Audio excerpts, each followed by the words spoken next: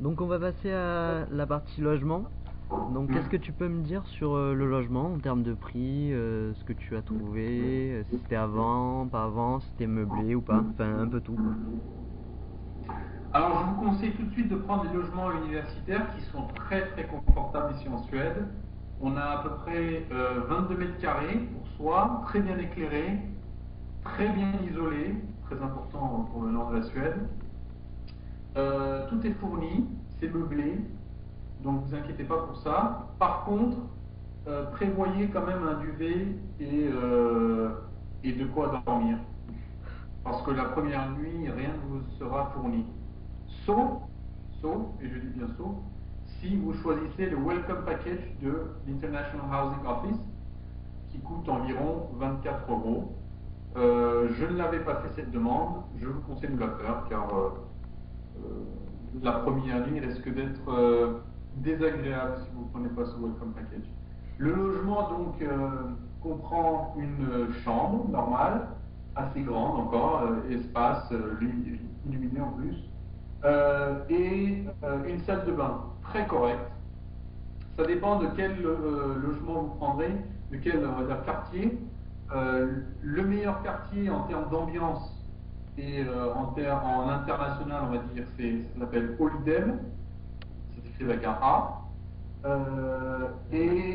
Par contre, le quartier le plus chic et le plus tranquille, c'est le quartier Nudalahöjd, là où les logements sont un tout petit peu plus chers, mais beaucoup plus confortables. Donc, ce qu'il y a en individuel, c'est la salle de bain et la chambre, Mhm. tout compris, meublé. Et ce qu'il y a en espace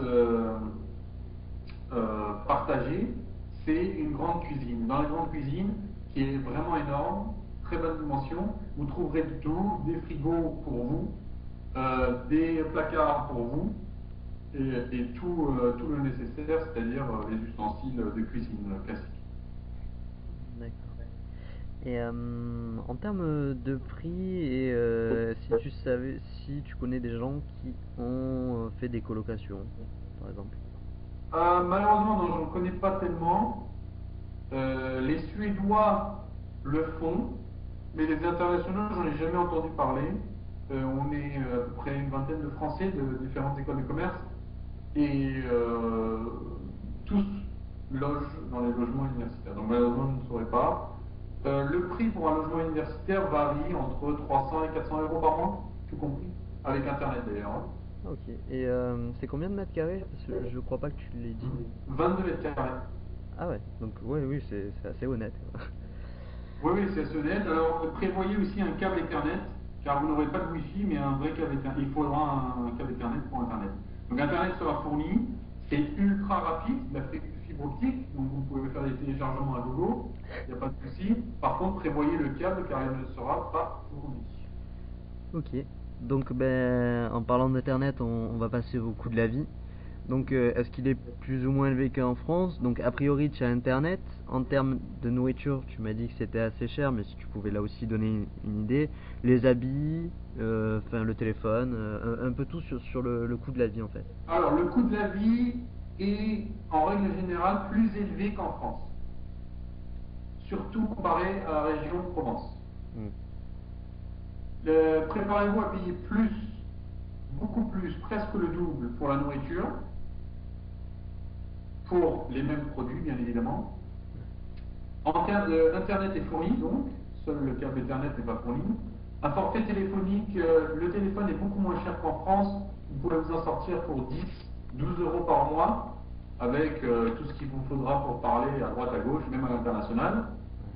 Donc, ils vous fourniront une carte SIM normale. Pour le matériel scolaire, là, c'est quand même le bémol. On va vous demander d'acheter des livres, de vous fournir en carte de photocopie, de photocopier, d'imprimer, de rendre des dossiers imprimés. Donc là, ça va vous coûter. Prévoyez à peu près, je dirais 50 euros par mois, sans exagérer, parce que à chaque cours, un livre, ou même des examens qu'il faut payer, pas des examens, excusez-moi, Ouais, des case studies qu'il faut payer, ou des articles qu'il faut payer. d'accord. Et surtout la photocopie coûte coûte cher et on en a besoin énormément. En termes d'habits, à moins que vous soyez un vrai amateur de glisse et que vous ayez tout déjà de préparé à la maison, va falloir dépenser ici, en termes de bonnets, de gants, de doudounes, de chaussettes, etc. Ça ne coûte pas plus cher qu'en France, mais comme on n'est pas habitué à des conditions climatiques un peu extrêmes, il va falloir dépenser. Donc prévoyez un budget quand même pour les amis. D'accord. Euh, et donc, en termes de job, juste pour avoir quelques sous pour sortir, par exemple, est-ce que on peut faire serveur ou des choses comme ça assez facilement? Alors moi, j'ai jamais testé. Je sais qu'il y a toute une association, entre guillemets, je crois, qui s'appelle Student Consulting, qui Mhm. s'occupe des petits jobs. Le problème, c'est que je pense qu'il va falloir parler suédois pour avoir un Ouais, petit job. ouais, J'avais entendu parler qu'on pouvait dispenser des cours de français, mais là, c'est encore, c'est à vous de voir et à vous de faire votre marché, parce que les étudiants qui veulent apprendre le français, ça ne court pas les rues non plus. ouais. Donc, de ce point de vue-là, je dirais, c'est assez compliqué. D'accord. Et à plus large horizon, en termes de perspective pour les stages, est-ce que l'université t'aide à en trouver? Est-ce que tu peux en trouver facilement? Enfin, Alors, encore une fois, il y a quand même la barrière de la langue qui, euh, qui est présente dans cet aspect-là. L'université organise, comme Euromed, des forums d'entreprise, donc une fois par an, qui est encore plus grand qu'Euromed, mais elle se fait une fois par an, où énormément d'entreprises, et notamment des entreprises internationales, sont présentes. Il est possible de faire un stage ou un job même à la fin de son échange, mais encore une fois, ce n'était pas mon objectif, donc je ne peux pas en dire plus. bien. Donc maintenant, on va passer à la dernière partie, tes avis et tes conseils. Qu'est-ce qui t'a le plus marqué durant ton séjour? Alors, ce qui m'a le plus marqué, c'est l'environnement. C'est un environnement extrême, et quand je dis extrême, préparez-vous à vraiment de l'extrême. Même à moins 35 degrés, l'université est ouverte, les gens vivent, et la vie continue. Donc, si vous avez un examen ou quelque chose à faire à la fac et qu'il va falloir marcher pendant 10 minutes ou faire du vélo pendant 10 minutes à moins 35 degrés, il va falloir le faire. Euh, il y a autre chose qui m'a marqué avec ces conditions extrêmes. Donc, il y a le temps, le degré Celsius, mais il y a aussi la luminosité. Euh, C'est-à-dire? Il faut savoir que pendant 6 mois, vous allez avoir le pénombre au total. Donc, à 2 heures de l'après-midi, il fera comme minuit. Donc, Wow. c'est quelque chose qui marque. Mais à l'inverse, en ce moment même, c'est-à-dire entre mai, juin, juillet, août, Mhm. les jours sont très très longs.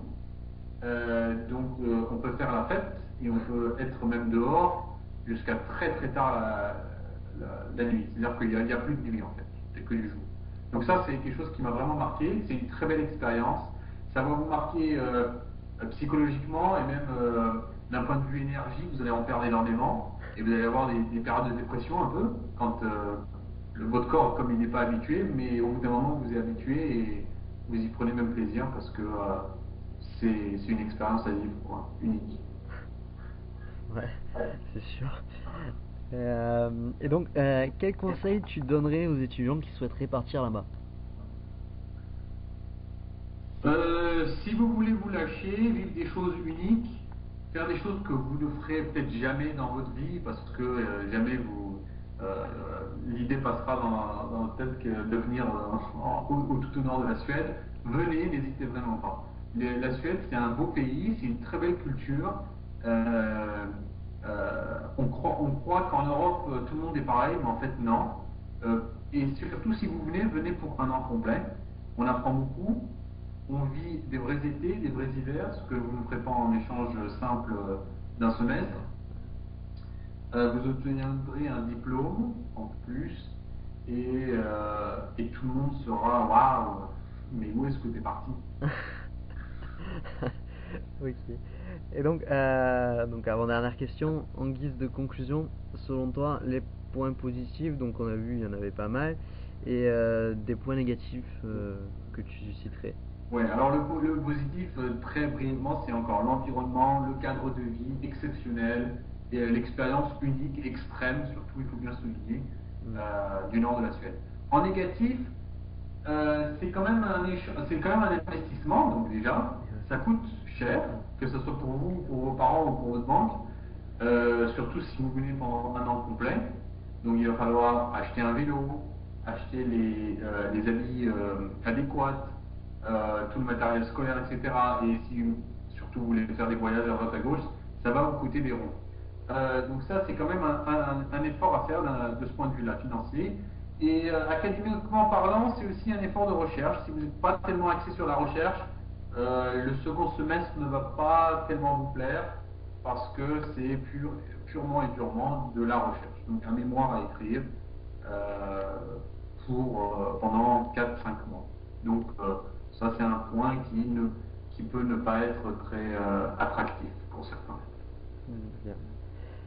Et donc, dernière question, est-ce que tu accepterais d'être contacté par des étudiants si on aurait oublié des questions ou s'ils avaient des questions un peu plus précises? Oui, volontiers. Moi-même, j'avais fait appel aux étudiants qui étaient là l'année dernière. Ils vous donneront beaucoup, beaucoup de tuyaux, où acheter un vélo, euh, que faire, où se loger, quel cours choisir, etc. Donc n'hésitez vraiment pas. Je serai à votre disposition et j'aurai plaisir de vous aider. Parfait. Donc, nous te remercions d'avoir donné ton avis sur Omeo University, c'est ça? Oui, Ça c'est ça. s'écrit avec donc le A, tu m'as dit que ça se disait O. D'accord. Et donc nous espérons avoir répondu à toutes les questions que les étudiants pourraient se poser. Merci. Merci, merci à toi.